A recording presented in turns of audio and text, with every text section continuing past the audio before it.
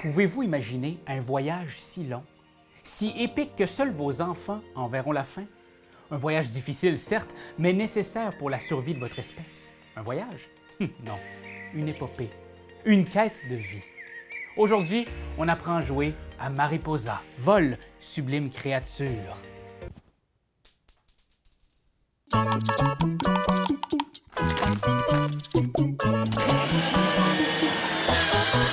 Mariposa est un jeu qui se joue de 2 à 5 joueurs en près de 60 minutes. Créé par Elizabeth Hargrave, créatrice derrière le jeu Wingspan, on nous propose ici une expérience inspirée de la nature. Les joueurs incarnent des monarques dans leur parcours de migration à travers l'Amérique, du Mexique jusqu'au Québec au cours de 3 saisons. Vous devrez accumuler des jetons fleurs et agrandir votre meute, votre troupeau, votre gang, votre nuée. Et finalement, comme dans la nature, à la fin de l'automne, le joueur qui aura accumulé le plus de points de victoire sera nommé vainqueur. Des points de victoire sauvage. C'est tellement beau. Placez le plateau au centre de la table. Prenez les 16 jetons relais et placez-les au hasard face cachée sur chaque espace avec un nom de ville. Choisissez aléatoirement une carte objectif printemps, un objectif été et un objectif automne et placez-les face cachée sur le plateau. Moi, personnellement, mon objectif ce printemps, c'est de finir mon casse-tête de Van Gogh que j'ai commencé il y a 1 an. Mais je m'égare, là. Chaque joueur place un papillon de sa couleur avec le chiffre 1 sur la case de départ ici. Placez aussi un papillon numéro 2 sur la carte été et 2 papillons numéro 3 sur la carte de l'automne. Mélangez toutes les cartes actions et passez-en 2 à chaque joueur. Placez le plateau relais à proximité du plateau principal et placez les cartes cycle de vie sur les espaces correspondants. Prenez 3 tuiles capacité spéciale au hasard et placez-les au bout de chaque rangée. Mettez les cartes mouvement bonus, celles avec un bord en vert, à proximité du plateau relais. Tournez l'objectif pour le printemps face visible.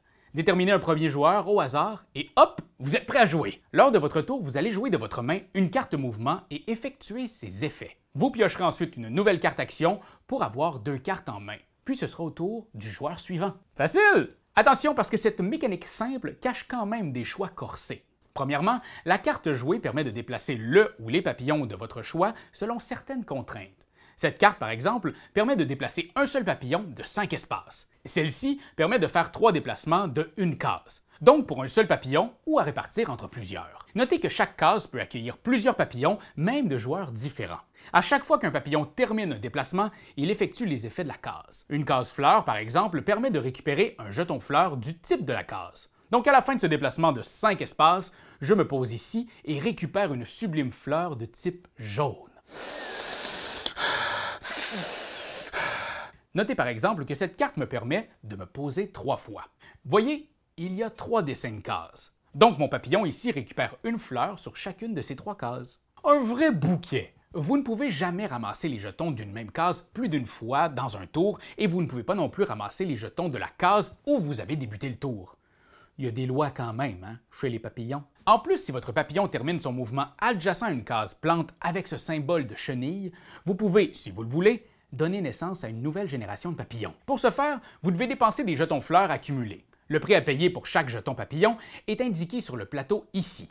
Pour faire naître un papillon numéro 2, vous devez jeter 2 fleurs de même type ou 3 fleurs de n'importe quelle sorte. Un papillon numéro 1 ne peut donner naissance qu'à des papillons numéro 2. Les 3 donnent naissance à des 4, etc. J'entrerai pas trop dans les détails, de toute façon, vous savez comment ça marche les bébés papillons. Hein? Lorsque vous donnez naissance, commencez toujours par aller chercher les pions qui sont placés sur les cartes objectifs. Votre nouveau papillon commence son voyage sur la case où la naissance a été déclenchée. Si vous retirez le dernier papillon d'une carte, révélez-la pour connaître les objectifs de la saison suivante. Comme moi, par exemple, mon objectif pour cet été, c'est de finir la biographie de Céline. C'est tellement difficile quand elle parle de René, là.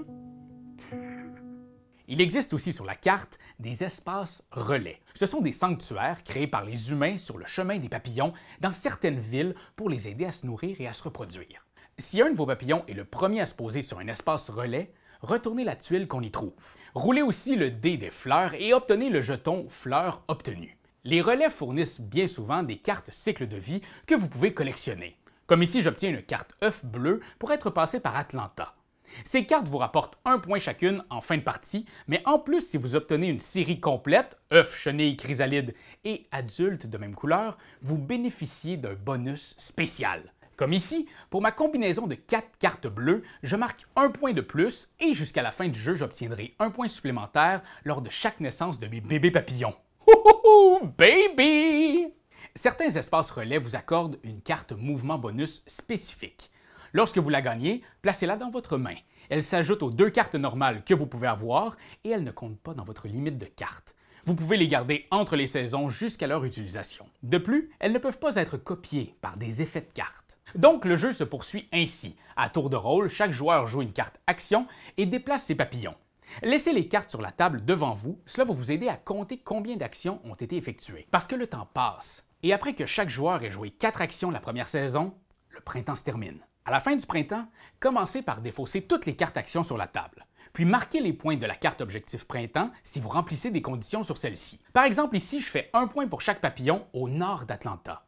À la fin de chaque saison, vous marquerez des points pour certains accomplissements. Les cartes objectifs vont vous donner une orientation générale pour la saison. Parfois, c'est des buts difficiles à atteindre avec ce que vous avez en main, mais c'est un idéal vers lequel se diriger. Moi, par exemple, idéalement, cet automne, j'aimerais me débarrasser de l'écureuil qui vit dans ma salle de lavage. Oh boy, je me suis attaché un peu quand même. À la fin d'une saison, celui autour de la table qui a le moins de points devient le premier joueur. À la fin du printemps, si tous vos papillons de 2e génération ne sont pas déjà sur le plateau, vous pouvez en faire naître un gratuitement. Même chose à la fin de l'été pour vos papillons de 3e génération. À la fin du printemps, tous les papillons de 1re génération sur le plateau sont défaussés. À la fin de l'été, tous ceux de la 2e génération sont retirés. Le voyage s'arrête là pour eux. Ils ne connaîtront pas la destination finale, mais c'est grâce à eux que la jeune génération arrivera au bout du périple. À la fin de cette dernière saison, on procède au décompte final. Marquez des points pour l'objectif final automnal, 1 point pour chaque carte cycle de vie collectée, et finalement, vous obtiendrez des points pour vos papillons de 4e génération qui sont de retour sur l'espace Michoacán, au Mexique. 3 points pour un papillon, 7 pour 2, 12 pour 3, et ainsi de suite jusqu'à un gros 24 points si vous ramenez 6 papillons à la maison. Le joueur qui totalise le plus de points à la fin de la partie est désigné vainqueur. C'est lui le meilleur, le roi, ou on pourrait même dire qu'il est le monarque de Mariposa. Mariposa est donc un super beau jeu simple mais efficace, rempli de décisions difficiles. C'est aussi une super façon de commencer à s'intéresser au monarque et à son cycle de vie fascinant. Bonne chance Internet! Faites bon vol! C'est toi de trouver l'épisode de jour du Popoche? Sonne la cloche! Sonne la cloche! On parle de jeu, like-nous, commande, suis-nous, suis-nous! Ouais. Sonne la cloche! Sonne la cloche! Partage à tes amis, partage à ta mamie, Oh ouais! ouais, Sonne la cloche! Sonne la cloche! Commente en wave, fais-le mon titi! Sonne la cloche! Sonne la cloche! Sonne la cloche comme quand Jésus a sonné à la porte pour aller souper chez Zachée.